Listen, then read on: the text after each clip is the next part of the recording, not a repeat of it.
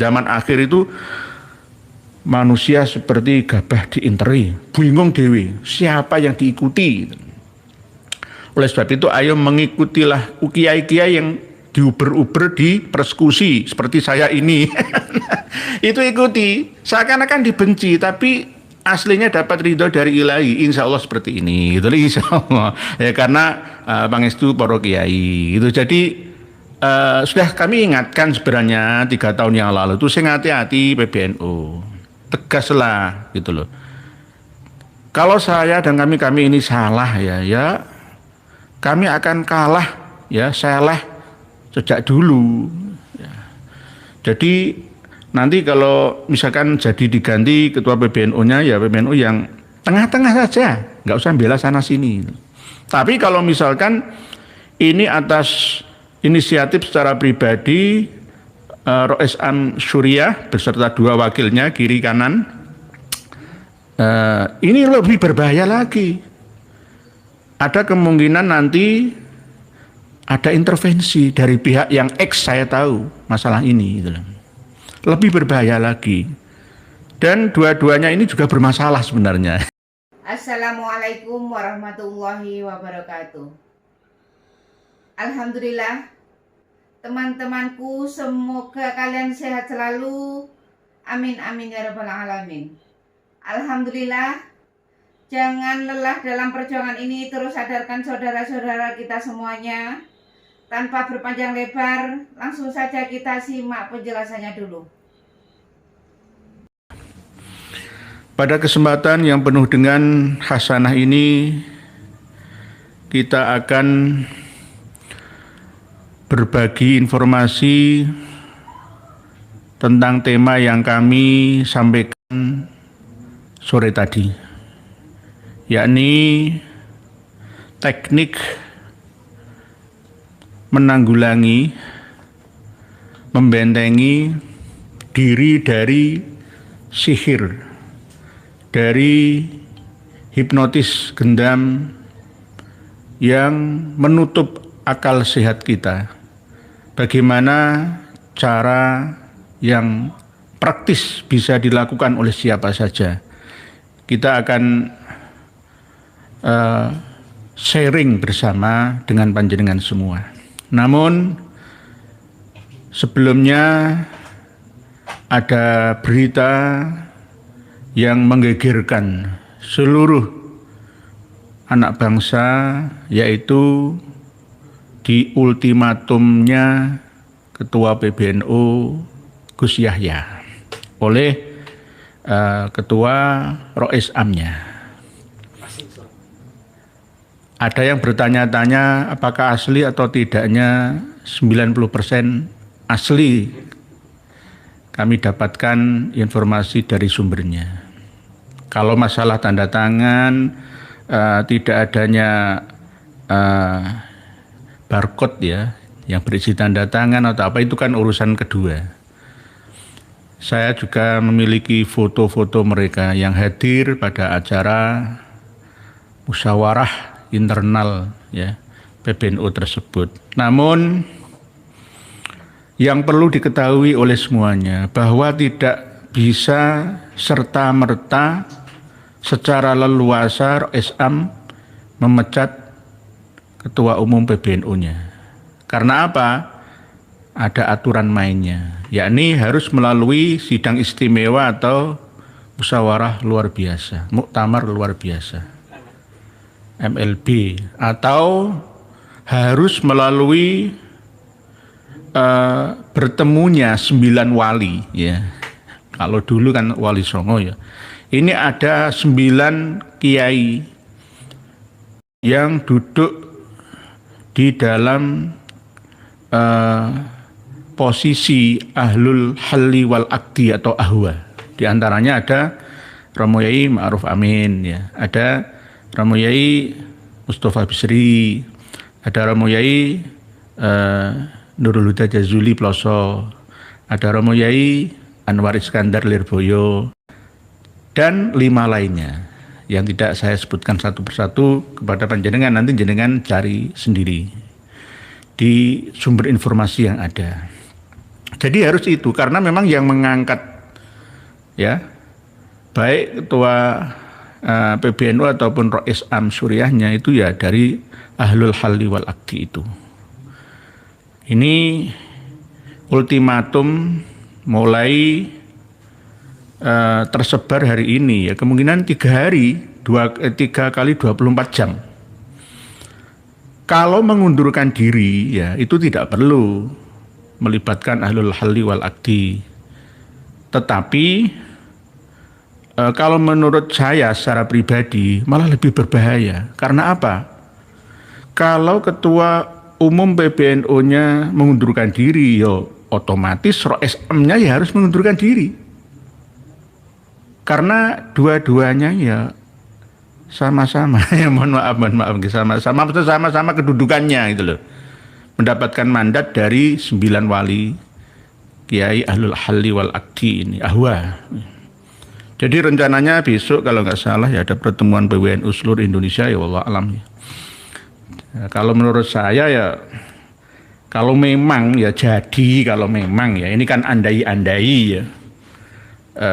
Ketua PBNU-nya Gus Yahya Khalil Stakuf diganti ya jangan Mas Muhaimin, ya jangan. Mas Muhaimin itu juga kurang loyal dengan Gus Dur ya terserahlah nanti, saya nggak duduk sebagai anggota struktural ya. Kan lebih bebas bersuara seperti saya ini, cuma ini penting ya. Jangan sekali-kali mengkhianati negeri ini. Perjuangan para wali dan kiai untuk kemakmuran rakyat Indonesia ini. Jangan sampai. Tidak menunggu lama, hukum itu akan berjalan sesuai dengan nalurinya. Karena kalau kita cermati ya, sebenarnya kalau disuruh memilih itu ya, antara Gus Yahya dengan Yai Miftah itu ya saya milih Gus Yahyanya. Kalau Gus Yahya Khalil Stakuf masih lumayan membela kita sedikit-sedikit lah, walaupun ini nggak ketara ya. Tetapi saya lebih ya condong kepada beliaunya dalam hal tertentu, mohon maaf ya. Kalau Yai Miftah kan ya nggak ada pembelaannya itu. Jadi kalau memang mundur ya dua-duanya harus mundur. MLB saja lah. Tapi ini kan perlu biaya yang cukup besar karena tinggal 1 tahun lagi ya nggak ada ya, 2026 kan ya. Nggak terasa ya, nggak terasa. Begitu cepat waktu berjalan tanpa bisa kita minta untuk mundur ke belakang. Ya, oleh sebab itu amanah itu harus benar-benar dijaga. Jangan sampai kita sia-siakan amanah itu karena waktu itu berputar sesuai dengan perintah kunnya Allah Ta'ala. Kita tidak bisa menghambat atau menghalanginya. Di mana-mana ada gegeran ya. Saya juga digegeri. Di tubuh PBNU sendiri ada gegeran juga. Di Ngampel ya ada gegeran. Di mana? Seakan-akan itu koyok gabah diinteri gitu. Jadi ini menungso Indonesia itu koyok gabah diinteri. Diinteri itu ya gabah ya dimasukkan ke dalam tempeh itu ya, terus diuter-uter, jadi manungsa itu bingung dewe-dewe. Oleh sebab itu melalui channel ini kita tidak perlu untuk ya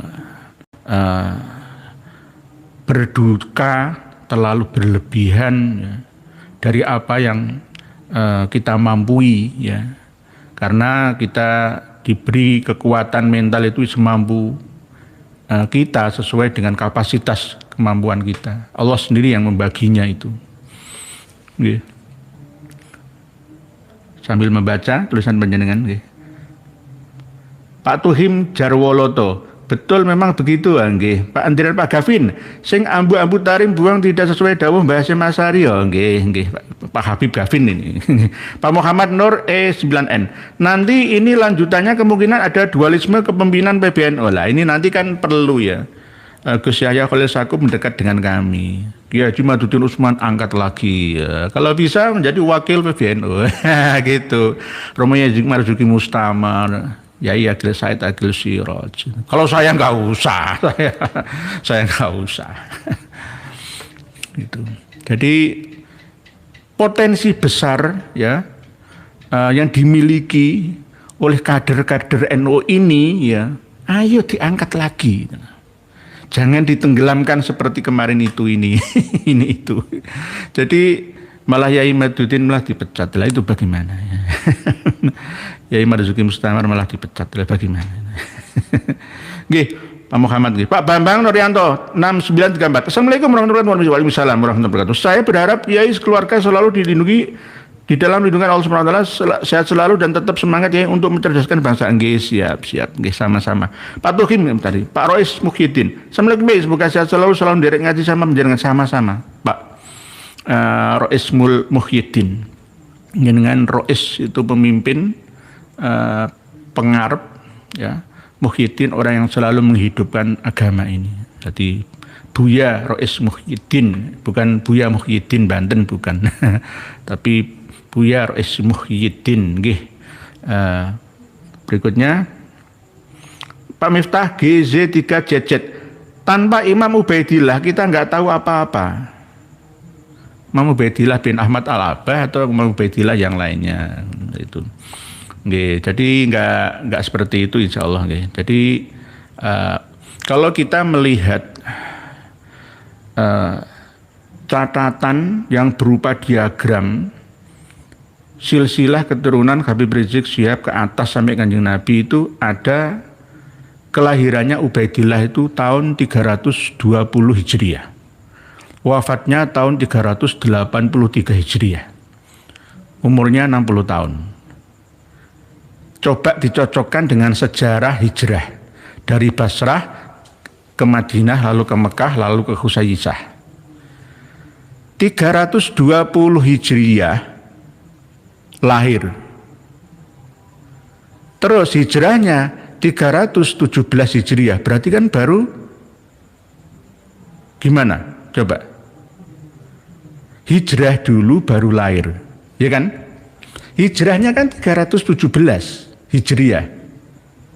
Hijrah dari Basrah, Madinah, Mekah sampai ke Khusaisah 319 Hijriah, ya kan? Nah, di diagram catatan silsilah nasabnya Mas Rizik Syihab itu lahirnya tahun 320 Hijriah. Wafatnya 383 Hijriah. Umurnya 61 tahun lah ya. Berarti lebih duluan hijrahnya daripada lahirnya.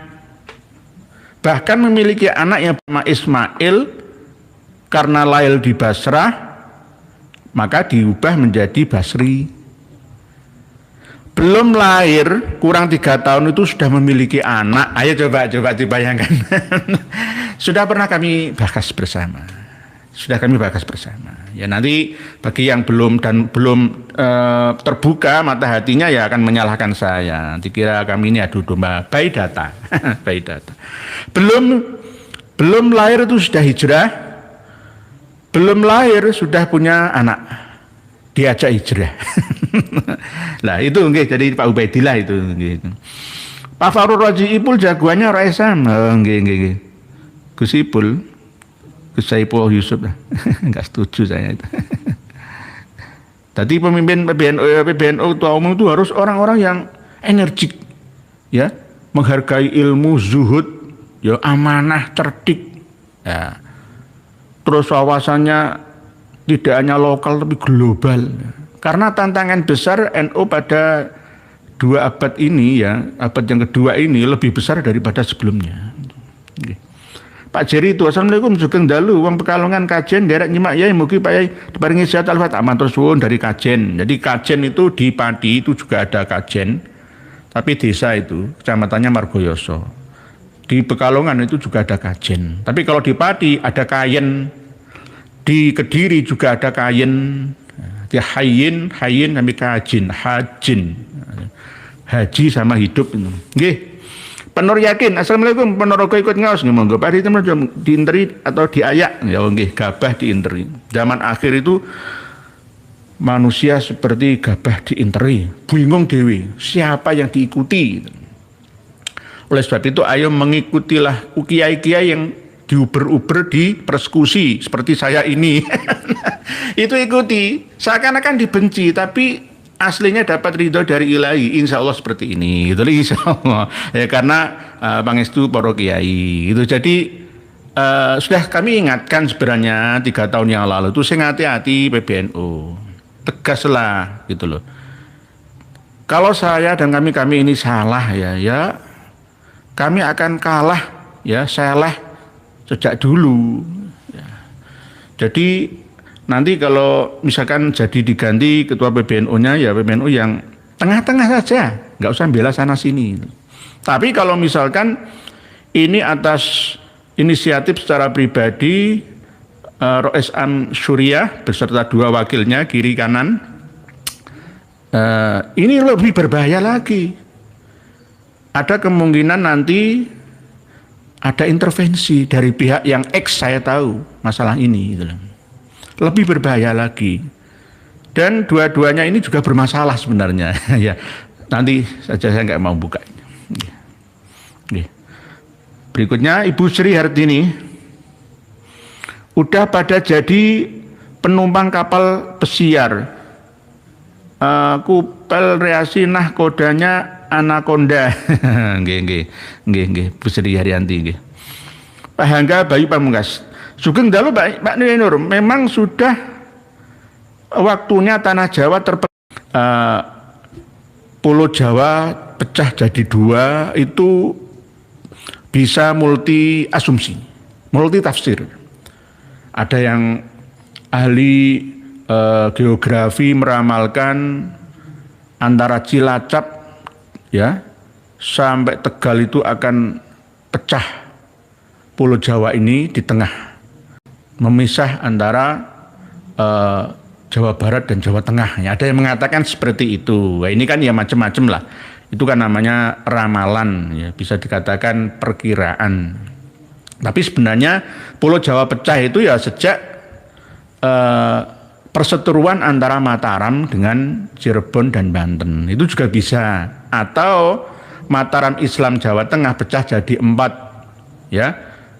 Kasunanan, Kasultanan, Paku Alaman, Mangkunegaran, pecah-pecah semua. Ya bisa juga seperti itu. Atau paling enggak pikiran dan hati ya rakyat Nusantara ini terpecah-pecah seperti ini. Ya, oleh sebab itu kami menyatukan semuanya. Ayo yang penting ukhuwah, yang penting ukhuwah insaniyah basyariyah kita kedepankan. Walaupun terpecah tapi tetap jangan sampai terbelah. Nggih, jangan terpecah belah. Ya.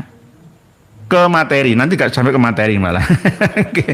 Nggih, baca terus gak sampai ke materi. Lah, sekarang kita kembali ke materi tentang sihir hipnoterapi yang dimulai dari lisan,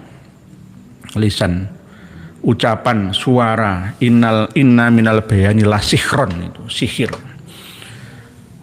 Hati-hati, kita wanti-wanti kepada putra dan putri, santri-santri, jamaah, kita semua untuk tidak mudah percaya dengan orang yang 1-2 kali menipu kita. 1 kali berbohong mungkin masih bisa dimaafkan, 2 kali mungkin bisa dimaklumi. Tapi kalau sudah 3 kali lebih kebohongannya, kedustaannya, tinggalkan saja riwayatnya. Atau berceramah tapi berisi khurafah. Khurafah itu bukan karomah, dianggap sebagai karomah. Itu tinggalkan saja. Di dalam keyakinan hati yang paling dalam, kita harus sudah tanamkan bahwa habaib itu bukan cucu Nabi. Untuk menghapus sugesti. Kalau sugesti mereka bukan cucu Nabi, sudah berhenti sampai di sini. Selanjutnya mudah untuk kita kendalikan supaya tidak menguasai jiwa kita ini. Alam bawah sadar, alam sadar ya yang kita miliki. Ini rahasianya. Ini secara teori ilmiah. Secara batiniah kalau bagi saudara-saudari yang pandai mengaji ya, membaca surat Al-Mu'awwidhataini, surat Al-Falaq dan An-Nasi. Dibaca. Bagi secara umum ya, yang tidak bisa membaca Al-Qur'an, surat-surat pendek, ingat pesan dari leluhur bangsa ini. Sak bejo bejane wong kang lali, isih luweh bejo wong kang eling lan waspada. Eling zikir, zikrullah, jangan sampai 1 second atau detik sekalipun di dalam hati dan pikiran kita lupa akan ilahi Rabbi. Allah, Allah, Allah. Seiring nafas keluar membuang karbon dioksida, menyerap oksigen masuk ke dalam tubuh kita, masuk menyeluruh, dihantarkan oleh peredaran darah kita yang menyeplai seluruh organ-organ ya, melalui lipatan 360-an jumlahnya yang ada di dalam tubuh kita ini. Selalu ingat Allah. Tidak hanya pas secara formal dalam sholat saja, tetapi setiap saat. Walaupun tidur sekalipun, selama nyawa masih dikandung badan, selama masih ada hayat, maka kita tetap untuk mengingat, eling, eling, eling, eling Allah, Allah, Allah, Allah, la ilaha illallah, Allahu, Allah, Allah, Allah. Sudah masuk balung sumsum, menyatu dengan tubuh kita secara otomatis, walaupun tidak kita ucapkan keluar suara, tetapi sudah otomatis ketika nafas masih di kandung badan tetap Allah, Allah seiring dengan detak jantung kita 4.000 kali sehari semalam. Ya itulah ingatan kita, eling zikir, ala bi dzikrillahi tatmainnul qulub, elingo, bahwa dengan mengingat Allah lah hati ini bisa menjadi tenang. Lalu setelah itu kita bentengi lagi dengan waspodo. Waspodo itu awas ya, karo sak podo-podo. Ketika kita bertemu dengan orang yang belum kita kenal ya, kita harus waspada. Jangan mudah percayaan.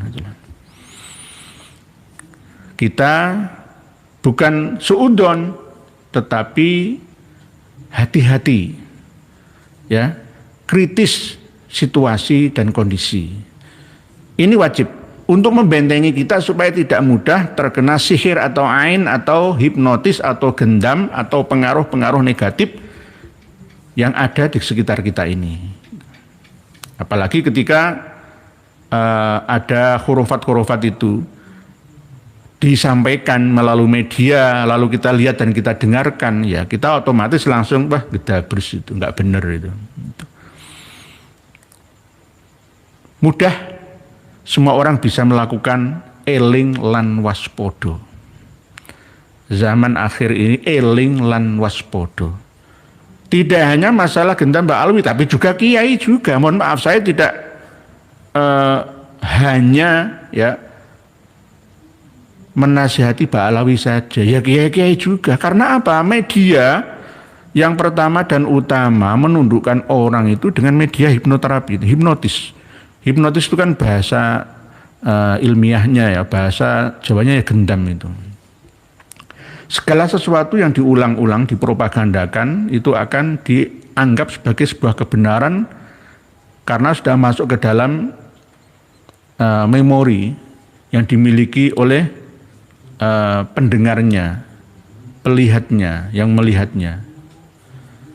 Itu termasuk bagian daripada hipnotis, tapi kelasnya berbeda-beda. Hipnotis ini sudah dipelajari di lembaga pendidikan tinggi kita, di Fakultas Psikologi atau Kejiwaan.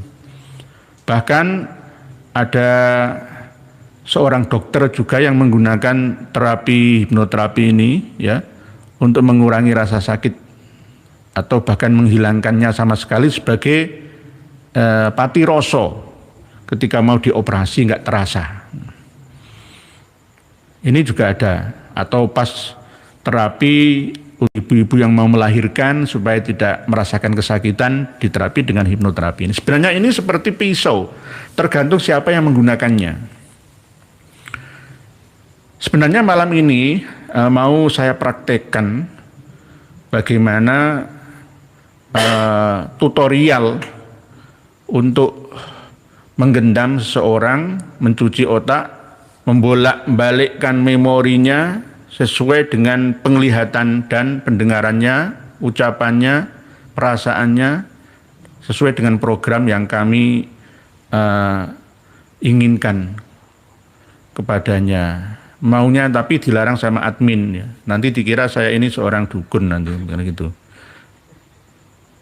Master hipnoterapi, super master itu malah justru nggak kelihatan kalau seorang mentalis ya.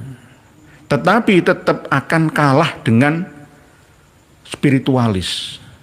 Misalkan saya berbaju agamis ya. Terus mentalis ini nggak eling lan waspodo, ya kena. Karena hipnotis jika ada aksesoris itu akan lebih super ya powernya daripada tanpa menggunakan aksesoris. Maksudnya bagaimana? Ya bahasa tubuh, bahasa lisan dan bahasa pakaian. Pakaiannya itu yang mentereng seperti kayak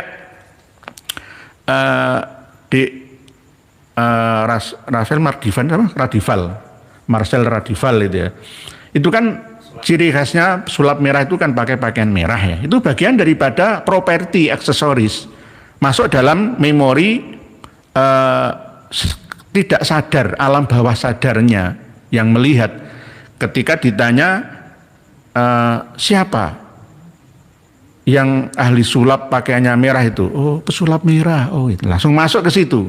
Siapa mentalis yang tidak pernah berbicara, oh siapa itu? Yang gondrong rambutnya itu misalkan, siapa itu? Yang nggak bisa bicara itu loh, yang sudah sering ya lambat ya, limbat ya itu. Jadi sudah masuk dalam memori anak bangsa. Ya sama seperti itu. Jadi saya tidak mengajarkan yang macam-macam. Pokoknya eling lan waspodo. Eling lan waspodo. Kalau kita membaca al-mu'awwidzatain, ya tetap eling artine.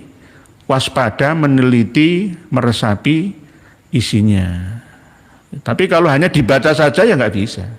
Karena memang ada teknik-teknik tertentu untuk bisa menundukkan orang, bahkan ketika berjabat tangan ya. Sebelum berjabat tangan itu sudah disiapkan aliran tenaga dalam. Sehingga ketika dipegang jek, itu langsung masuk ke relung jantung hati yang dituju oleh seseorang ya. Lalu otomatis langsung gemetar. Langsung menguasai alam bawah sadarnya. Kunci pertamanya itu sugesti, tersugesti itu, atau menyebar sugesti kepada lawan bicaranya atau objek yang ditujunya atau siapa saja. Jadi ini cara mereka menguasai mental ya dan kejiwaan orang Indonesia khususnya umat Islam. Terus sebab itu saya mewanti-wanti berhati-hati. Kalau sudah sugesti ini dihapus dari memori, maka pintu sudah tertutup. Tidak akan bisa menguasai jiwa kita ini. Tapi kalau yang sugesti cucu Nabi, iya, cucu Nabi, percaya, masuk bisa. Tapi kalau sudah tolak, tidak, bukan, enggak, berarti sudah aman untuk tahap pertama. Untuk tahap kedua, hati-hati dan waspada, eling lan waspodo. Ingat, dikirlah terus di dalam hati kita, ibarat sholat itu sholat daim, sholat selamanya tidak terikat dengan sholat formal, 5 waktu atau sunnah-sunnah saja. Tetapi setelah salam dalam sholat kita pun terus sholat secara daim selama 24 jam. Tidak pernah berhenti selagi nafas masih di kandung badan. Insya Allah aman. Jadi ini yang harus kita terapkan bersama supaya ku anfusakum wa ahlikum naro ini benar-benar terlaksana secara merata di seluruh penjuru Nusantara, sampai Malaysia, sampai Singapura, sampai Brunei, Darussalam, dan Filipina sana. Insya Allah semuanya akan selamat dari khurafat, selamat dari hipnotis, gendam, sihir, mahabbah, jengges, santet, dan lain sebagainya. Insya Allah biidznillahi ta'ala. Jadi ini yang lebih mudah diamalkan oleh siapa saja. Berikutnya Pak Hartono, alhamdulillah ya Nur maju terus tolak dokter khurafat dari Pak Alawi. Nggih, siap. Tidak hanya Pak Alawi saja ya, termasuk kiai-kiai juga, kiai-kiai yang tidak memiliki sifat amanah dengan cara ada yang menodai santriyah. Nah ini kadang-kadang kan ada ya, nggak semuanya tapi ada juga. Ini menggunakan doktrin-doktrin seperti ini, barokah, pijet saya supaya dapat barokah. Saya ini cucu Rasulullah. Nah, misalkan seperti itu, tolak saja, jangan percaya. Kuncinya adalah sugesti, tanggalkan, tinggalkan saja. Jangan tersugesti gitu aja. Jangan dikuasai memori kita, alam sadar dan bawah sadar kita. Insya Allah aman semua. Nggih, gitu nggih. Berikutnya Pak Artono nggih. Dan Dindun ini tulisan Arab ini. Nggih. Pak Adifa Hubbina 576. Referensi Siti Anisa, ibunya Nabi Adam itu kitab apa Kiai? Saya juga pemerhati turos. Oh nggih, Bapak Adifa nggih. Sudah saya terangkan ya. Kalau saya ulang-ulang terus itu melelahkan sebenarnya. Ya.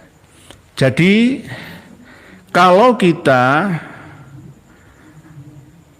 membahas ibunya Nabi Adam itu harus ada mukadimahnya. Apa? Pelajari dulu kitab nasab. Pelajari dulu kitab sejarah. Pelajari dulu data dan realita plus fakta. Lalu nanti mengerucut pada satu bahasan, yakni siapa Nabi Adam itu. Lah, masalah Siti Anisa Ummu Adam misalkan dipermasalahkan. Sing penting syaratnya itu tidak boleh ada nada kebencian dulu. Intinya sama-sama tidak tahunya, gitu aja. Jadi saya pun tidak tahu, panjenengan juga tidak mengerti, sama-sama mencari tahu dan mencari pengertian. Belajar bersama. Nanti ketemu pada satu titik yang sama seperti seminar mencari barang yang hilang. Yang semuanya tidak ada yang mengetahui di mana posisinya.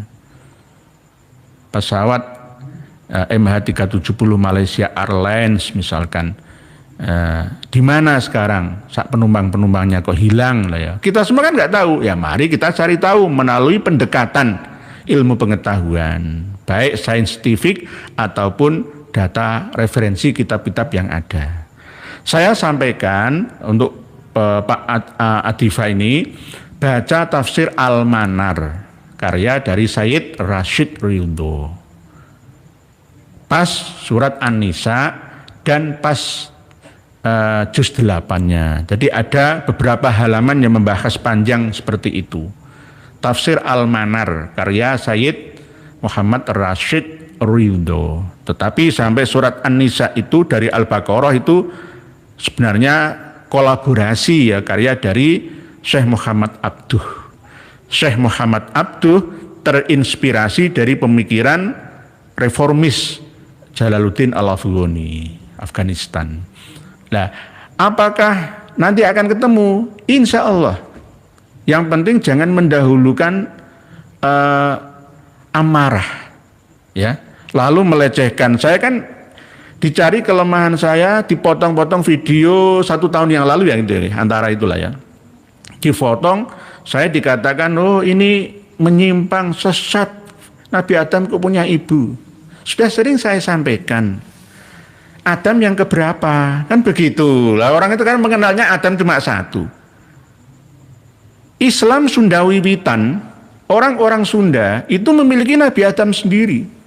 Bahkan Nabi Adamnya orang Sunda itu bukan turun di Sarondip, tapi turunnya ya di Jawa Barat itu. Di gunung, ya pokok gunung antara Galunggung atau gunung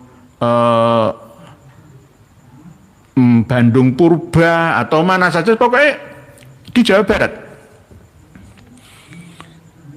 Jadi Nabi Adam itu turun di Jawa Barat, tetapi tahunnya beda. Nabi Adamnya Sunda Wiwitan itu lahirnya 1000 tahun sebelum Masehi. Ya. 1000 tahun sebelum Masehi.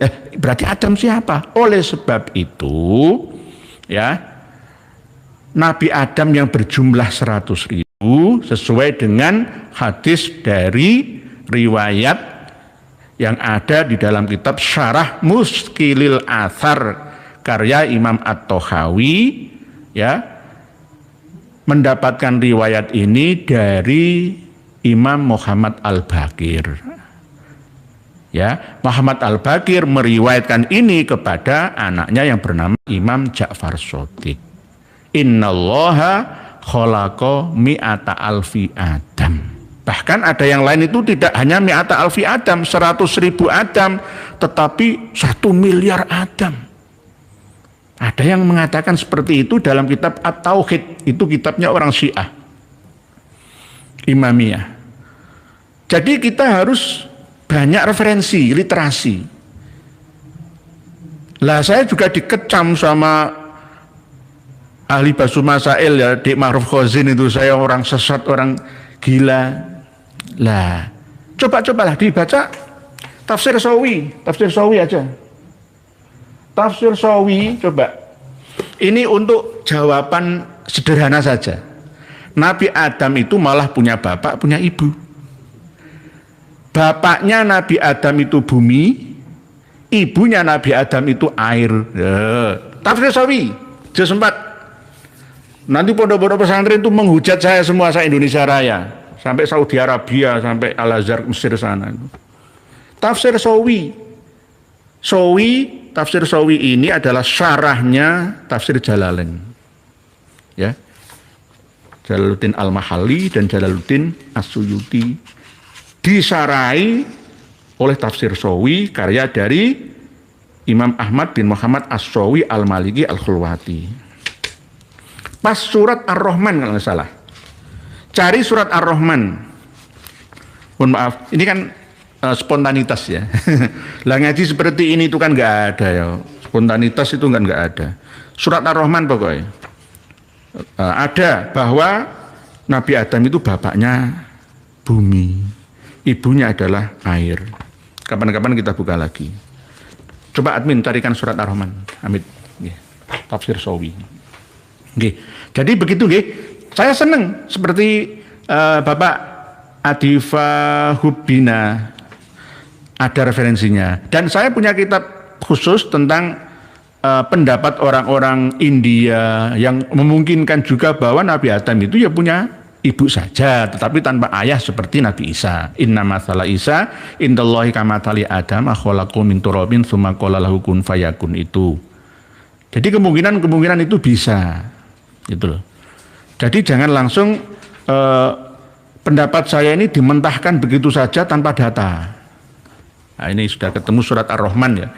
Tafsir Sawi surat Ar-Rahman. Mohon maaf.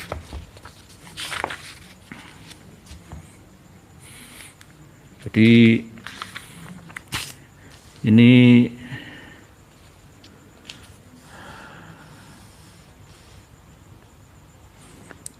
Bismillahirrahmanirrahim. Qala al-mu'allifu rahimahullahu ta'ala nafa'anallahu bihi wa bi'ulumihi fid dharain. Subhanaka la ilma lana illa ma 'allamtana innaka antal alimul hakim. Bismillahirrahmanirrahim. Bismillahirrahmanirrahim. Bismillahirrahmanirrahim. Kadang ada yang protes, ngaji kitab-kitab apa yai? Lah kalau kita ngaji kitab fikih rukune wundu, batale wundu, rukune salat, batale salat iku akeh sing bahas. Lah kalau ngaji seperti ini kok bahas koyo ngono kan ya iman-iman kuota kan itu waktu nih kan. Ya tetap diselang-selingi, tetap ada seperti itu. Jadi ada, nanti semuanya nanti akan tercerahkan, tercerdaskan karena sama-sama belajar. Jadi malah dibunuh bapak. Tapi ya itu mau bapaknya Nabi Adam itu bumi, ibunya Nabi Adam itu air. Karena masa itu terdiri dari 4 unsur, lemah, geni, banyu, angin. Nah, gitu. Jadi itu unsur asal usul dari manusia. Intinya kalau kita memahami manusia diciptakan dari tanah itu jangan difahami apa adanya itu loh. Kita semua ya dari tanah. Ya. Fiha tahyauna fiha tamutuna minha tukhrajun minha khalaqnakum wa fiha nu'idukum wa minha nukhrijukum taratan ukhra. Kita semua diciptakan dari tanah, tetapi kan bukan dari tanah ya diempleng-empleng itu. Lah masalah nanti Nabi Adam tingginya misalkan 60 hasta misalkan ya itu bisa dibantah. Itu Nabi Adam yang keberapa, begitu loh. Sudah sering saya sampaikan itu. Kadang-kadang kan orang nggak menyimak ya, akhirnya memburu informasi saat ini saja, video kami yang dahulu nggak diikutinya, akhirnya ya hanya menyalahkan saja. Bismillahirrahmanirrahim. Bismillahirrahmanirrahim. Bismillahirrahmanirrahim. Insya Allah ada kok. Kemarin-kemarin saya itu belajar. Bismillahirrahmanirrahim. Nah, ini halaman 158 juz 4 tafsir Sawi. Tafsir Sawi juz 4.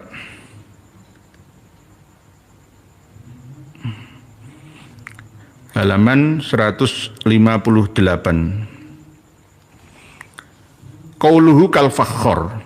Ai fi anna kullan minhuma yasma'u lahu sautun idza nukira wa alam annahu ta'ala fata bi hadis surah anna khalqa adam kana min solsolin kal fakhor wa fi suratil hujrah min solsolin min hama'im masnun ay min tin aswad mutaghayyir fi sofat min tin lazib dan seterusnya kama tali Adam khalaqahu min turab. Jadi sama Nabi Isa itu juga min turab, Nabi Adam juga min turab, kita semua ya min turab.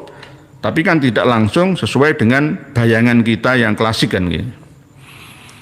Fasuratina lan sumatara utama surah man kana surah sumatara ya madkur idan kira ya al-galib al-galib al-khalid wa iblis akhatan malik akhdar.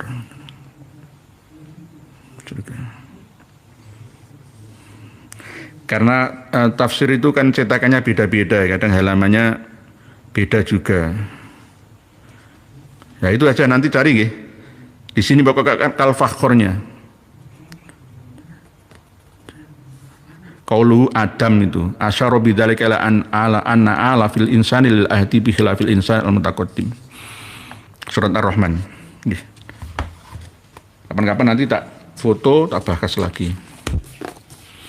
Tafsir Sawi 158. Nggih, insyaallah. Pak Gebo Gerek selalu waspada. Oh nggih, siap. Begitu nggih. Sementara nggih.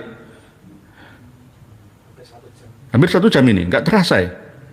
Subhanallah. Nayara Safika. Semoga kita terbebas dari hipnotis dan gendam juga guna-guna. Nggih, nggih.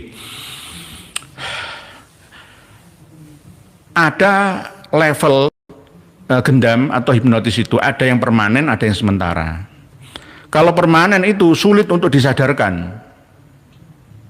Karena sudah kadung tersugesti. Seperti doktrin bom bunuh diri ya, di gereja misalkan. Itu juga bagian daripada hipnoterapi atau gentam hipnotis kelas tinggi. Ada yang bersifat sementara, misalkan dinikahi, diperawani misalkan ya, itu bisa juga. Tekniknya saja, bahasa tubuh penghipnotisnya itu ya, yang pintar mengelola keadaan, menundukkan wanita misalkan, bisa juga. Atau dirampas hartanya misalkan, bisa juga. Kadang-kadang di tempat-tempat umum itu ya, para penjahat menarget sasarannya itu ya dengan menggunakan ilmu ini.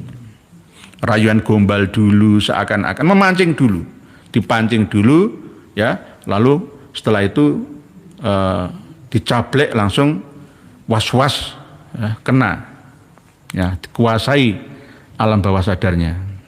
Nah, gitu. Mohon maaf sambil membaca.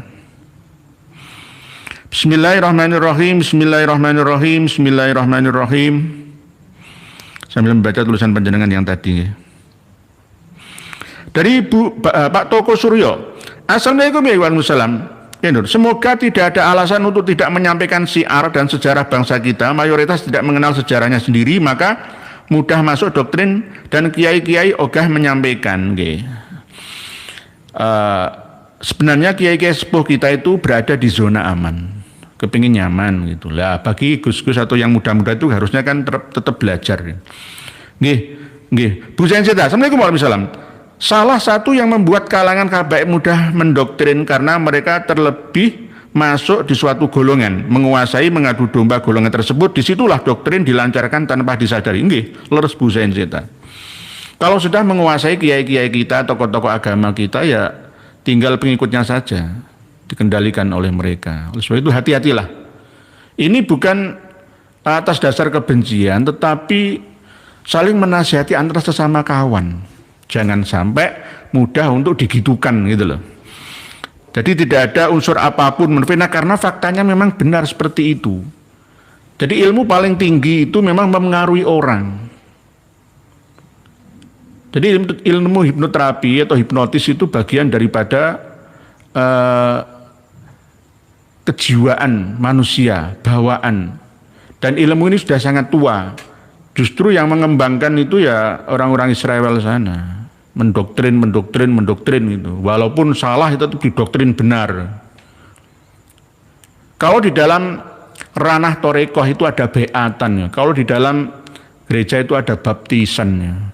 Kalau di dalam agama Hindu-Buddha mungkin ada janji suci Poncosrodoan misalkan ya. Kemungkinan bisa juga isinya sama seperti ilmu kadigdayan atau apa saja itu berasal dari dasar utama yaitu tenaga dalam. Tenaga dalam itu kan alami, Allah yang menyediakan. Lalu diolah sedemikian rupa, kadang mencari bantuan dari faktor eksternal, jin ya, dimasukkan untuk membantu menguatkan energi tenaga dalam ini sehingga tidak murni tenaga dalam bawaan atas dasar bantuan khodam atau perewangan ya, bisa seperti itu. Bu Zainseta, benar jih Bu Zainseta. Disitulah doktrin dilancarkan tanpa disadari. Sama dengan kalau kita berada di bandara, pelabuhan, terminal, stasiun, kita harus eling lan waspodo. Kalau kita membawa dompet, membawa tas, ada orang mau nyopet, itu pasti kita tahu, oh ini curiga saya, mengikuti saya, mengintili dari belakang itu siapa. Saya harus hati-hati dan waspada. Saya sembunyikan dulu dompet saya amankan tas saya. Begitu. Begitu juga ketika ada orang yang maca alim itu. Kalau di kota-kota besar itu menipu orang agak sulit ya. Tapi kalau di kampung-kampung itu kan banyak yang lugu-lugu. Pokoknya kita menggunakan properti agama itu orang mudah percaya. Gitu. Pak Nur Indonesia. Adakah dalil yang soreh tentang halalnya merokok Pak Kiai? Kitab apa, halaman berapa? Masalah merokok ini sudah pernah dan sering saya sampaikan, tidak hanya saya, banyak informasi yang bertebaran. Cuma kalau memang minta halaman berapa, sudahlah. Malam hari ini kan saya membawa kitab tafsir Sawi. Coba tafsir Sawi juga masalah rokok ya, spesifik bahasanya ada surbut dukhon namanya. Surbut dukhon itu minum asap, ya rokok itu. Karena apa? Tembakau itu pada zaman Rasulullah belum ada. Tembakau itu baru ditemukan abad 10 Hijriah. Abad 10 Hijriah, orang-orang Spanyol yang ada. Jadi misalkan Ibnu Taimiyah sekalipun itu tidak pernah berfatwa tentang haramnya merokok, itu nggak pernah. Cuma atba'nya, tabiinnya yang mengikuti fatwanya itu mengasumsikan sendiri bahwa Ibnu Taimiyah itu mengharamkan rokok. Coba buka tafsir Sawi juz 2,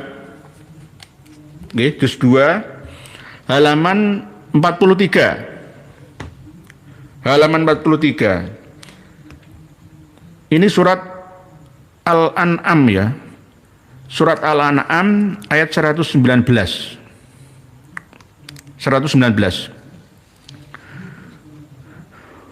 A'udzu billahi minasy syaithanir rajim. Bismillahirrahmanirrahim.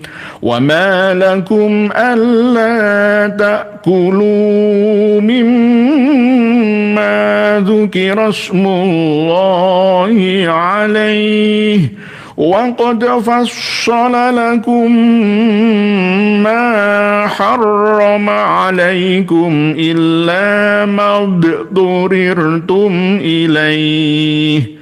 Ini syarahan dari minhu fahuwa aidon halanun lakum al makna la mani alakum min aklima dzukira wa qad bayyana lakum al muharrama akluhu wa hadza laisa minhu. Di syarahnya ini kan tafsir Jalalainnya yang atas garis ya, yang bawahnya ini kan Sawinya yang syarahannya. Halaman 43 yang paling bawah sendiri, qauluhu hadza laisa minhu ai minal muharram wa amma malam. Terus berikutnya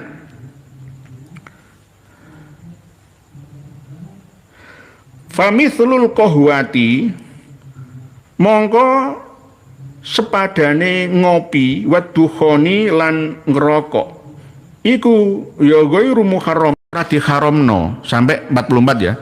Illa ayat ro'a kejaba ing yen to anyar teka lahu kedue misal ya kohwah karo dukhon itu apa ma barang yuharrimuhu kang ngaromake apa ma ing misal kal israfi kaya dene leluwian wa tagyibil akli lan ngilangake akal. Nah, ini loh, israf sama tagyibul akli itu masuk dalam kategori merusak. Diror, padahal doror, la dororo wala diror. Kembalikan kepada asal ya istilah setiap sesuatu itu diperbolehkan memakannya, meminumnya, kecuali ada nas atau dalil yang mengharamkannya. Al aslu fil asya al ibahah. Kembalikan ke kaidah itu.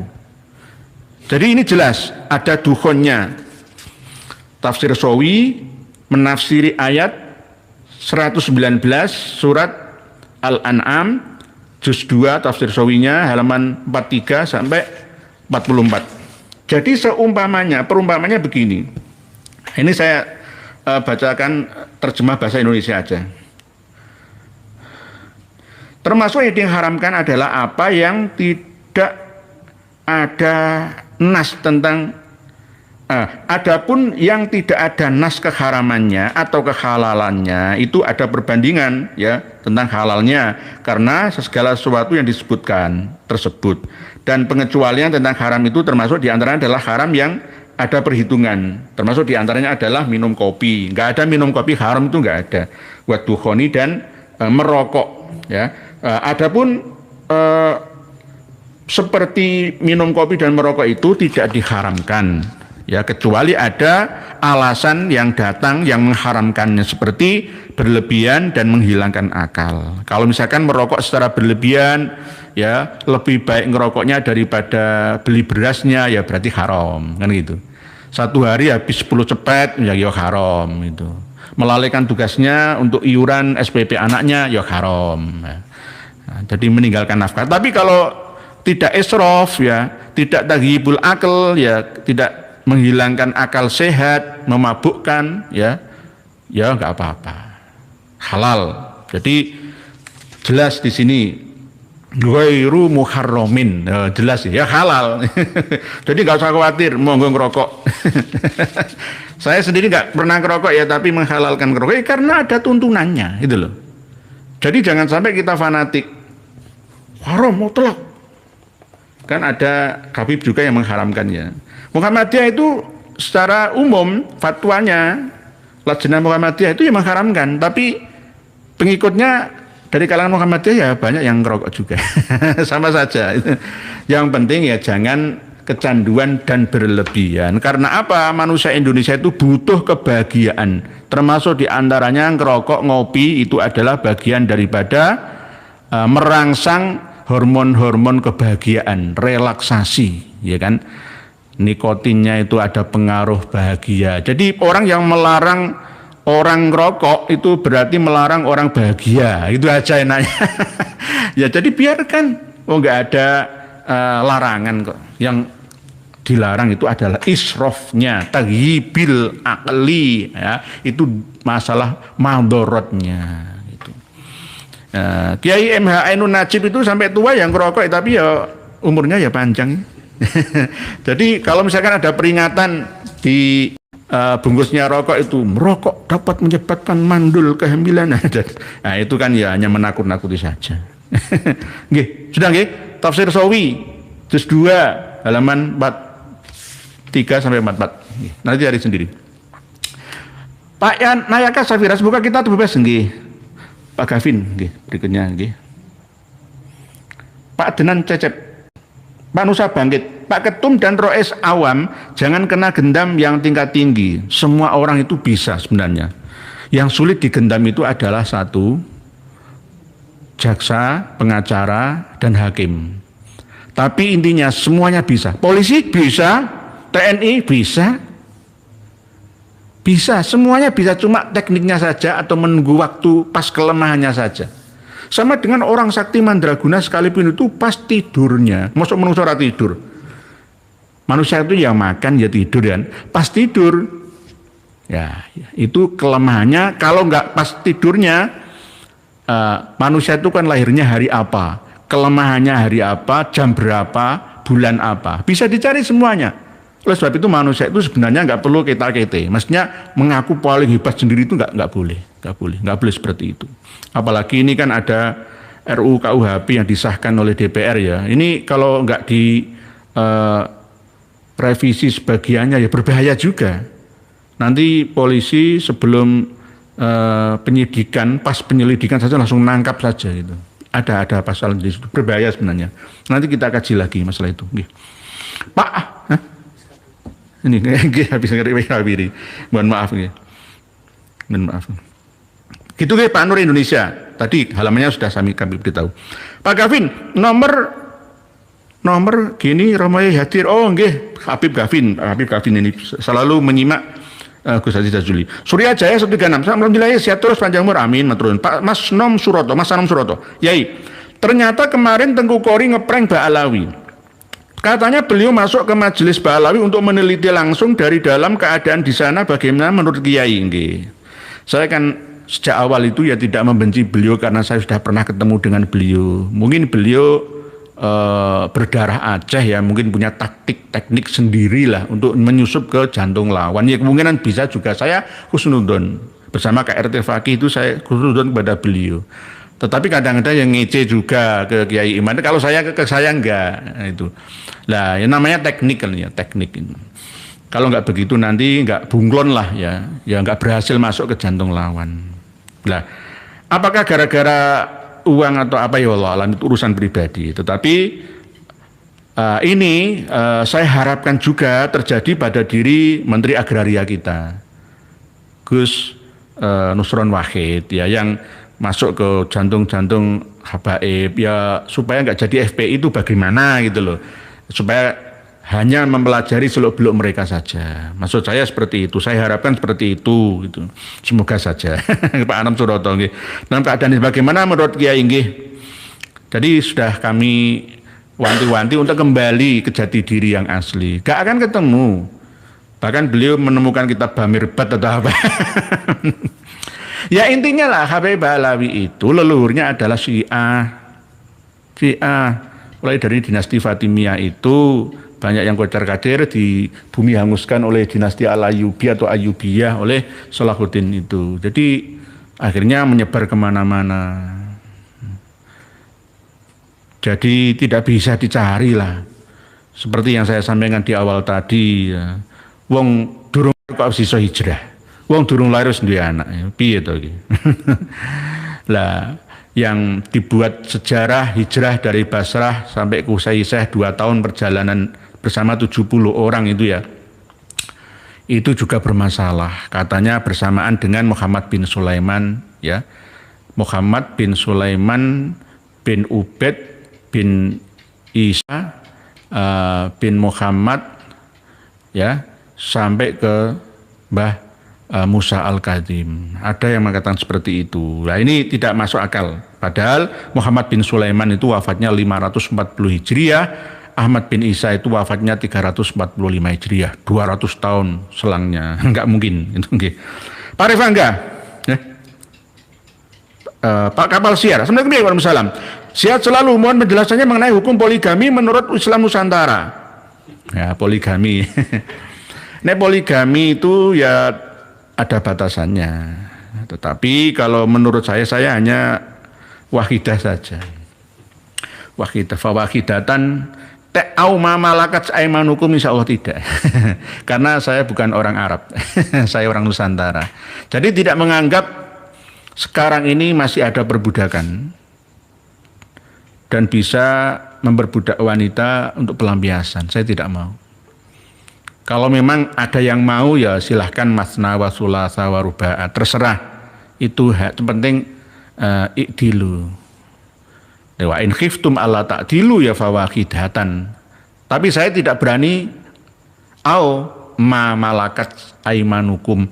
Au ini bermakna wa juga bisa, bermakna atau juga bisa. Tetapi kebanyakan orang-orang mengamalkan enaknya saja, wah, punya istri permaisuri dan punya selir-selir di sana sini gitu. Nah, nanti akan merusak citra Islam. Islam itu ternyata agama pelampiasan seksual saja. Ini yang kita tidak inginkan gitu. Tidak ingin seperti itu. Oleh sebab itu, kalau kita misalkan ngaku-ngaku sebagai cucu Nabi kita terus malah justru merusak citra agama yang dibawa oleh Nabi kita, ini kan ya terlalu luar biasa gitu. Terlalu. Jadi begitu menurut saya. Tapi kalau mampu misalkan, ya nggak apa-apa. Abah Haji Roma Irama mampu, ya nggak apa-apa. Wong beliau seorang raja dan tidak menghipnotis, ya, calon istrinya. Jadi nggak masalah. Tapi secara pribadi saya tidak memberi contoh dan menyarankan. Karena ini banyak mandorotnya. Masalah adil itu kan ya relatif kan ya. Adilnya menurut kita belum tentu adil menurut istri-istri kita. Lah, manusia khususnya umat Islam dikasih kesempatan maksimal rubahan itu silahkan. Yang penting mampu secara kejiwaan, ya, dan kefinansialan gitu. Insya Allah seperti itu nggih. Tadi siapa? Kapal siar gitu. Dan apa yang dilakukan KB Bakar sudah sangat meresahkan, terima kasih. Saya tidak membahas secara berlebihan. Tunggu saja tanggal mainnya. Saya kan sudah pernah bilang, kalau saya sudah digeruduk, kalau saya sudah dipersekusi, cuma tinggal 1 langkah saja. Mohon maaf, saya tidak menakut-nakuti. Tunggu ajalin musamma. Ajalin musamma akan dibuka oleh Allah Ta'ala semuanya. Wong sekelas kiai yang membela generasi anak cucunya kok malah dipersekusi, dihina-hina, diancam bunuh, mau ditembak mati, mau diracun, difitnah sebegitu dahsyatnya. Ada apa ini? Ini pengaruh daripada gendam, cuci otak, hipnotis akibat sugesti mereka seperti itu. Begitu Pak Kabib itu. Pak Revangga dari Banyuwangi. Kenapa kita pribumi dituntut malah sedangkan kaum imigran semakin arogan? Sementara Pak Revangga, kita memberi contoh. Kalau saya misalkan langsung ketika dihina langsung mencak-mencak marah, ya berarti tidak berakhlakul karimah. Ya, ternyata kiai dari kiai palsu. Ya, saya dipancing. Kamu bukan kiai, saya dituding-tuding seperti itu. Saya jawabnya seperti apa? Ya enggak apa-apa. Ada yang mengatakan, wah yang menghina saya itu banyak. Di antaranya adalah Aventador itu. Aventador itu si Segap itu. Lah itu menghina saya, katanya saya ini mendirikan panti asuhan untuk memperkaya diri, makan dari sumbangan. Itu bisa saya tuntut loh ya. Justru saya ini bekerja untuk menghidupkan panti asuhan dan tidak pernah keliling door to door dawir cari donatur, tapi saya pasang memang di depan itu menerima dan menyalurkan zakat, infak, sedekah. Karena apa? Yayasan panti asuhan itu bukan milik saya, milik umat semuanya. Dan di situ jelas ya faktanya ya. Tanya tetangga-tetangga saya, pernahkah mereka tak kelilingi jaluk door to door keliling ngemis itu? Enggak pernah. Itu.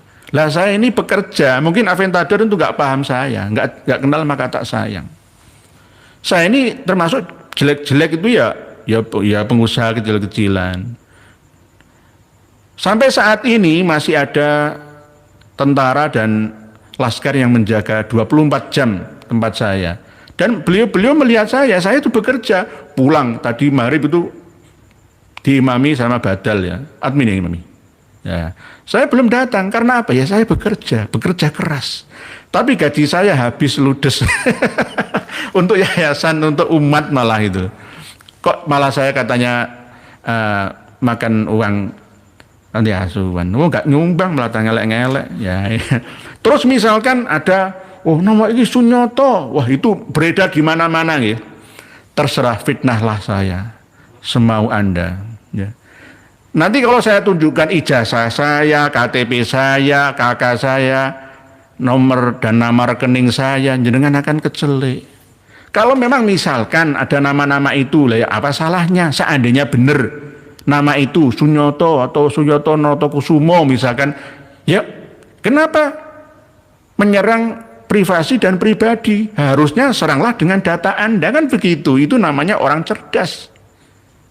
Jangan nyerang ranah pribadi. Nggak ada gunanya, nggak ada korelasinya itu. Lah, kalau misalkan jenengan tak tunjukkan silsilah nasab saya sampai Mbah Sunan Giri, jalur bapak saya, ibu saya Mbah Sunan Ampel, jenengan akan kecelik semua. Saya nggak ngeladeni itu. Untuk apa? Sia-sia waktu saya. Ngeladeni anak TK. Begitu caranya. Jadi silahkan. Ya, tapi saya tidak akan pernah membalasnya dengan cacian, dengan makian atau kedengkian. Silahkan seperti itu, dosa hakul adami itu berat ya, songgone ya hukumnya. Sebelum minta maaf, minta halal saya. Kalau istighfar kepada Allah belum minallah ya lebih musamahah, mudah. Tapi kalau hakul adami ini masya'ah, luar biasa sulitnya. Harus ada halalnya. Sampai mati, nggak bisa. Lah kalau saya menyerang Ba'alawi, bukan menyerang, menyadarkan. Saya tidak menyebutkan Ba'alawi namanya ini, enggak. Tapi memang faktanya Ba'alawi penuh dengan khurafat. Menyampaikan ke umat. Ya, harus kami luruskan, sing hati-hati, jangan tersugesti. Tutup sugesti kalian. Jangan percaya mereka cucu Nabi. Titik, pintu utama sudah tertutup, aman. Pintu kedua, eling lan waspodo. Pak Rusdi Panusar Bangkit, Pak Ketum dan Rois Am. Wahai umat Islam NKRI yang soleh, paham kuasai hukum di NKRI, bergabunglah di PWL. Nggih, siap, nggih. Sambil membaca tulisan panjenengan yang Mbah Joyo, alhamdulillah sudah live lagi. Semoga sehat dan tetap semangat Merdeka. Oh nggih, matur suwun nggih. Siap. Ini. Berikutnya setelah Pak Rifangga, Pak Zuliantara Zuli. Bantul Jogja hadir Kiai nggih siap. Aku doakan semoga Kiai panjang umur dan sehat. Amin, matur suwun. Jangan sombong. Wah, aku sombong dhewe enggak bisa begitu. Manusia itu saling membantu. Makhluk sosial. Matur suwun. Saya juga mendoakan kepada Pak Zuliantara Zuli semoga juga panjang umur, sehat, nggih bahagia. Sehat, panjang umurnya bersama dengan keluarga, setiap harinya bertambah hormon-hormon kebahagiaannya dicurahkan oleh Allah Ta'ala di atas rumah Anda, lingkungan Anda semua. Nih, Pak Beni hebat. Pernah saya melihat gambar Fakih Muqaddam yang dijual di jalan menuju Sunan Muria. Spontan hatiku berkata, Dajjal.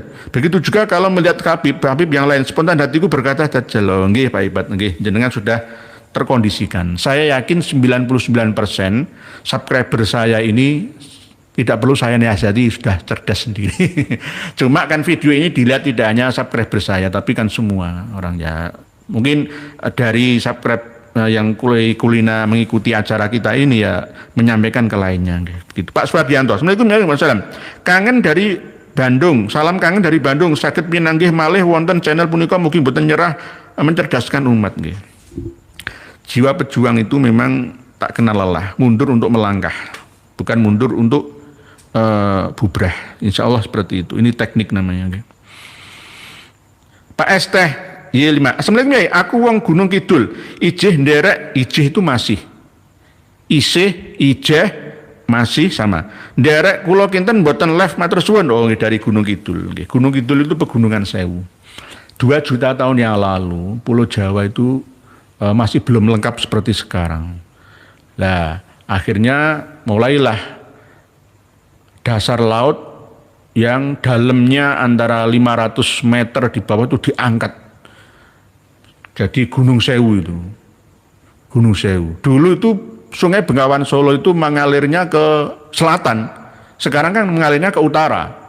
Bengawan Solo, riwayatmu kini sedari dulu jadi perhatian insani. Musim kemarau gesang. Pegunungan Sewu, Gunung Seribu ya, Pegunungan Sewu, Gunung Kidul itu. Jadi Gunung Kidul itu kars. Batunya itu batu kars, batu karang, bawah laut. Termasuk diantaranya di situ ada Gunung Purba, Gunung Kelanggeran namanya. Bandung itu dulunya ada Gunung Sunda Purba, gunung tertinggi di planet bumi, Gunung Sunda. Gunung di Bandung itu loh. Jadi kota Bandung itu seperti mangkok. Jadi kota Bandung itu adalah kawah dari Gunung Sunda yang tingginya itu 17.000 meter. Ayo. 17.000 meter alas 17 kilo. Lah kalau Himalaya lah cuma 7.000 lah. Sampai 8.000 paling oh ya. Puncak Everest itu cuma berapa? Gunung tertinggi di planet bumi ini di Nusantara. Ya di Jawa Barat di Sunda itu. Jadi sebab itu orang mengatakan Sundalandia ya Nusantara ini. Itu gunung itu. Oke. Jadi kembali ke tadi Pak Supardianto. Pak Esteh, Gunung Kidul. Gunung Kidul itu masih murah, pekarangan 1 hektar cuma 90 juta. Kalau ada yang mau. Tapi ya itu yang kalau pas musim kemarau itu paceklik biasanya, kurang air. Kalau musim hujan seperti ini, apa-apa dimakan, ular dipangan, kentung, putul, ayo apalagi, ular keket itu dimakan. Bekecot dipangan loh ya. Ya kalau keong besusul nggak masalah nggih, bekecot dimakan. Ya itu tadi kembali kepada usul fikih al aslu fil asya al ibahah. Sepenting nggak gila. Lah kalau saya gila. Di Vietnam, Kamboja ular dimakan. Ya. Malah justru di Kalimantan sebagian kawan-kawan Dayak itu ya makan kera juga. Loh kalau jenengan ya gila, gila mesti. Ya. Ular dimakan. Jadi ya tidak semua ular, ya ular kadut, ular apa, bukan ular naga pokoknya. Jadi semua itu al aslu fil asya al ibahah. Ya, kalau di dalam Islam, kalau di Arab kan mungkin ya belalang. Belalang kan ya macam-macam juga. Jadi gitu. Jadi asal usulnya belalang itu apa? Ya kemudian untung ya ular. Jadi ular jati sing nggak teli gitu ya. Ih dimakan digoreng. Itu. Jadi begitu, okay. Pak Roes, mantap Yai, suarakan terus kebenaran bongkar kepalsuan. Nah, nggih siap nggih. Pak Karsono Pindiati. Mana, maaf. Hilang tulisannya. Tadi Pak Supardianto sudah nggih. Pak ST sudah, Pak Eka Sultan. Assalamualaikum warahmatullahi wabarakatuh. Sehat barokah derek nyimak kota Kediri. Oh nggih, malam ini insya Allah jam 12 kami kedatangan beberapa kendaraan dari Kediri. Karena banyak tamu ya pendukung kami, tapi sudah kami wanti-wanti dari Jawa Tengah itu mau siap siaga semua, tidak usah, doakan dari jauh. Oke. Para pemirsa semua yang mendoakan, insya Allah aman. Pak Rosih, mantap ya, suarakan terus ya, tadi sudah. Kembali penjenengan tulisan yang sekarang. Pak Puger Pujianto, struktur dan sistem masyarakat dirancang untuk menguntungkan satu kelompok dengan mengorbankan kelompok yang lain. Itulah hidup dan kehidupan. Kadang-kadang kamus hidup ini kejam, memang kadang-kadang Pak Puger Pujianto. Tapi kita harus tegar untuk menghadapinya. Kita harus paham bahwa hidup ini adalah liyabluwakum ayyukum ahsanu amal. Itu tujuan Allah memberikan kehidupan, bahkan sampai kematian kita. Tabarakalladzi biyadihil mulku wa huwa ala kulli syai'in qadir, alladzi khalaqal mauta wal hayata liyabluwakum ayyukum ahsanu amala wa huwal azizul ghafur. Jadi ujian, semua itu pasti berjuang, bergelut dengan ujiannya masing-masing. Cuma la yukallifullahu nafsan illa wusaha. Allah tidak akan memberi ujian yang kita tidak mampu untuk menanggung bebannya. Insya Allah kita husnudzon kepada Allah Ta'ala. Begitu. Lah masalah masyarakat ada yang diuntungkan, dirugikan lah. Itulah kita perlu perjuangan. Yang penting tetap sisi kemanusiaan tidak kita hilangkan dalam falsafah hidup kita. Pak Puger. Jadi memang ya ada yang diinjak, ada yang menginjak. Itulah hidup dan kehidupan. Kadang yang salah dibenarkan, yang benar disalahkan. Pak Warsita Wijaya, Pak Yai, gimana? Apakah Mbah Lutfi ceramahnya itu bagian daripada gendam hipnotis telepati, kayak ada hentaan bicara bawah sadar? Bisa. Pokoknya misalkan ada ceramah yang menggelegar, takbir, Allahu Akbar, sallu ala Nabi, itu bagian shock terapi, menghujam ya jantung ini melalui energi suara yang masuk ke telinga, lalu menyerap ya saraf-saraf kita, menghujam ke hati dan memori kita langsung. Itu. Jadi termasuk misalkan intonasi yang tinggi, misalkan ceramah ya. Padahal isinya orang gak ono, intonasi tok itu gak ada materinya, gak ada muatan isi ceramahnya. Mek bengokan tok lah ibaratnya begitu, acting ya. Seperti ceramah misalkan, mari kita menghormati Rasulullah Sallallahu Alaihi Wasallam. Ya, nadanya tinggi, intonasinya menyentuh hati pendengarnya, audiensnya. Lah, lalu ya isinya kan ya nggak ada. Ya memang sejak dulu ya begitu kan begitu. Kalau disampaikan datar-datar saja kan kurang menarik. Seakan-akan tidak militan dalam ceramahnya. Seakan-akan kan seperti itu. Ini baru teknik saja, teknik. Lah, misalkan teknik gelombang suara. Ya, itu bisa termasuk Pak Warsita Wijaya sampaikan beliaunya. Okay. Bisa juga. Oleh sebab itu hati-hati. Cermati, teliti isi ceramah dari orang ini misalkan. Kalau orang ini, kalau benar saring dengan ilmu secara umum ya yang kita pahami selama ini. Oh nggak cocok ini, nggak beres ini. Ya nggak usah dipakai, filter saja, buang saja sepahnya, yang baik diambil. Begitu Pak Warsita Wijaya. Atau suan Pak Warsita Wijaya atas pertanyaan. Pak Ahmad Saleh. Almarhum nenekku sering digituin sama copet. Oh gitu nggih. Copet itu ya sama, copet itu ada yang gendam. Biasanya komplotan, sindikat gendam. Ada orang kesasar minta pekerjaan, cari pekerjaan, sing nompo itu orang yang tidak berperi kemanusiaan, sindikatan, ya dibawa ke bosnya, ya diperawani. Terus mau bengok kayak apa? Minta tolong siapa? Inilah peran ulama dan kiai kita, menyadarkan umat, mewarning supaya hati-hati ya dengan ilmu gendam hipnotis seperti yang saya sampaikan malam ini. Ini bagian daripada amar ma'ruf nahi mungkar, tidak hanya yang seperti ajaran dalam fikih, tauhid, tasawuf saja ya, tapi umum ya, pemahaman secara umum. Pak Ahmad Saleh nggih. Tadi almarhumah kan, nenekku sering digituin sama copet. Oke. Nah, copet itu biasanya kan melihat yang dicopet, penciumannya itu tajam, dicopet nggak ada duitnya untuk apa kan begitu. Jadi orang itu sudah tahu copet itu kalau ada orang yang banyak uang, kalau nggak banyak uang nggak apa dicopet. Jadi dari segi jalannya saja itu kalau dompetnya ada isinya itu ya mesti tahu mereka. Termasuk diantaranya itu kalau mau mencuri sepeda motor itu kan biasanya itu ya pakai aji-ajian, itu bagian daripada sihir. Sihir. Sekarang lebih canggih sudah ada CCTV itu. Biasanya begitu. Biasanya itu tarik napas supaya nggak ketahuan. Supaya tuan rumah yang punya mobil atau sepeda motor itu ketiduran. Kayak sirep itulah. Tersirep. Pak Denan Cecep, gimana nasibnya nanti ketika sudah di alam barzah? Para mukibin jongos Habib Alawi Yahudi yang waktu hidup di dunianya menganut ajaran Habib Alawi Yahudi yang sudah jelas menyimpang kesesatan. Nggih.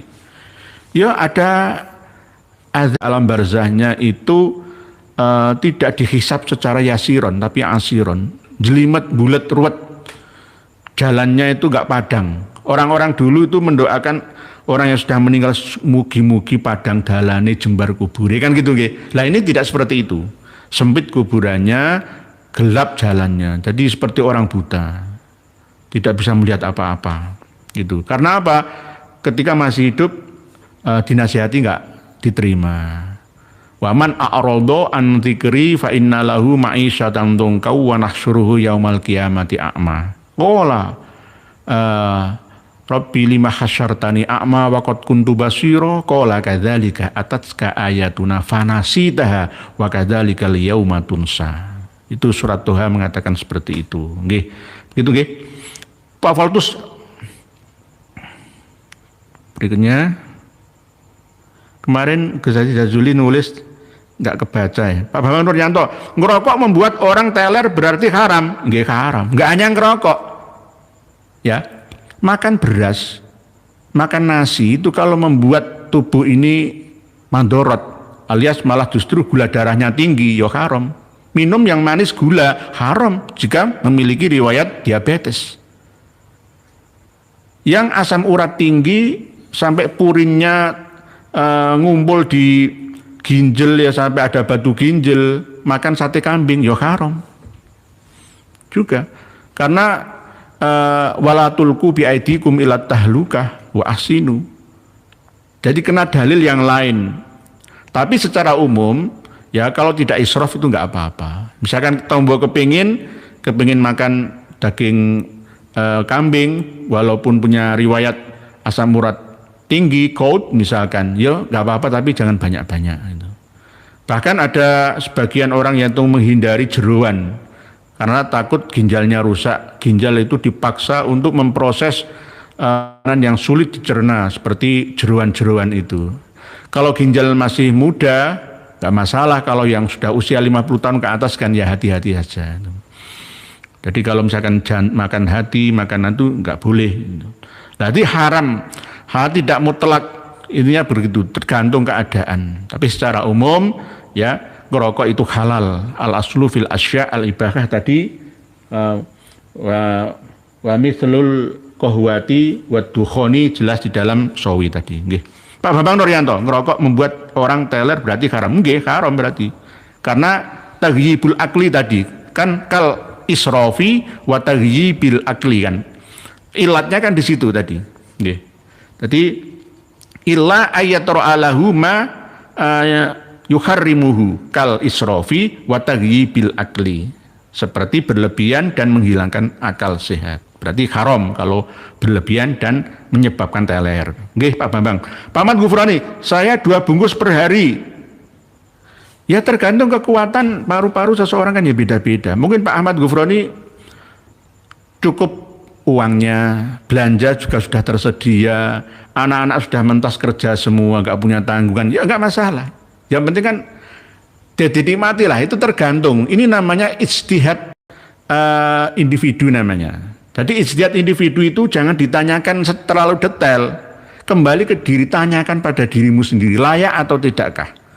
Sama seperti ketika kita punya kuku, ya sepanjang berapa, nggak perlu tanyakan ke kiai kita, gitu. Yes, kamu kira-kira sendirilah, kukumu itu nek menutup, ya di bawah kuku, kamu pas wudhu, pas jinabat itu nggak terbasuh oleh air, berarti nggak sah wudhu dan mandi jinabatmu. Berarti ya memotong kukumu itu wajib. Nek kukumu nggak potong, berarti sholatmu rasah, wong wudhumu rasah. Kamu masih menanggung hadas besar. Lah, itu kembalikan ke dirimu gitu loh. Jadi ijtihad pribadi. Orang per orang, kadang beda dengan lainnya. Pak Ribut Wijaya, yang diharamkan itu merokok sambil berak ya, karena pikiran bisa melayang. Belum tentu Pak Ribut Wijaya. Kadang-kadang itu orang itu menikmati beraknya itu, padahal ya makruh, mendekati tahrim. Jadi jangan lama-lama malaikat tidak menyertai Anda. Allahumma inni a'udzubika minal khubuthi wal khoba'is, itu supaya ya tidak diawasi oleh syaitan, ya, supaya malaikat rahmatnya yang datang ya jangan lama-lama berada di kamar mandi atau toilet, ya. Tapi sekarang itu beda zamannya, justru malah dinikmati pas di WC itu dengan HP-an. Jadi kadang-kadang sekarang itu di toilet itu malah bawa HP. Menikmati katanya seperti itulah. Tergantung lah, kalau ngerokok ya tidak layak lah, ya, apalagi WC atau toiletnya toilet umum, ditunggu banyak orang antri, itu malah tambah dosa maneh gitu loh. Jadi ngerokok membuat orang teler berarti haram. Nggih, haram Pak Bambang tadi. Terus Pak Ribut Wijaya, yang diharamkan itu merokok sambil berak. Yai, karena pikiran kita melayang, ya belum tentu tadi, tergantung keadaan. Kang Sotikin boleh ngerokok tapi jangan berlebihan. Nah, itu wakulu wasrobu wala tusrifu. Israf dan taghibil akal itu. Taghibil ukul akal, tagibul akal.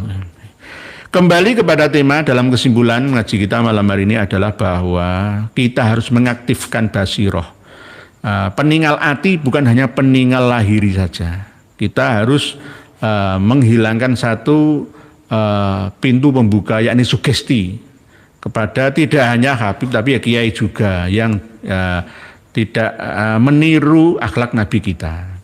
Dalam hal khurafat-khurafat itu yang penting sugesti itu kita tiadakan, pasti aman. Lalu setelah itu kita mengaktifkan zikrullah seperti sholat daim selamanya, ingat Allah, eling Allah, lan waspodo waspada, insya Allah. Kalau bagi para pemula, mungkin untuk anak didik kita ya sering-seringlah membaca Al-Mu'awwidzatain, surat Al-Falaq dan An-Nas. Insya Allah dilindungi oleh Allah dari godaan, ya, dan waswas minal jinnati wan nas. Begitu juga dari sihir, min syarri ma khalaq wa min syarri ghasikin idza waqab wa min syarri naffatsati fil uqad wa min syarri hasidin idza hasad. Al-Mu'awwidzatain itu dibaca, diresapi maknanya dan dijiwai dalam sepak terjang kehidupan lahir dan batinnya. Insya Allah aman dari gendam, sihir, hipnotis, ya, pengaruh-pengaruh jahat, ya, negatif dari semua orang, tidak hanya khusus untuk masalah khurafat saja. Insya Allah biidznillah ta'ala. Demikian yang dapat kami sampaikan. Ya Allah, ya Qaribu, ya Mujibu, ya Muzillu, ya Wadudu, innaka ala kulli syai'in qadir, la haula wala quwwata illa billahil aliyyil azim, bi rahmatika ya arhamar rahimin. Akhirul kalam, mohon maaf jika ada yang kurang berkenan, wal afu minkum. Wassalamualaikum warahmatullahi wabarakatuh.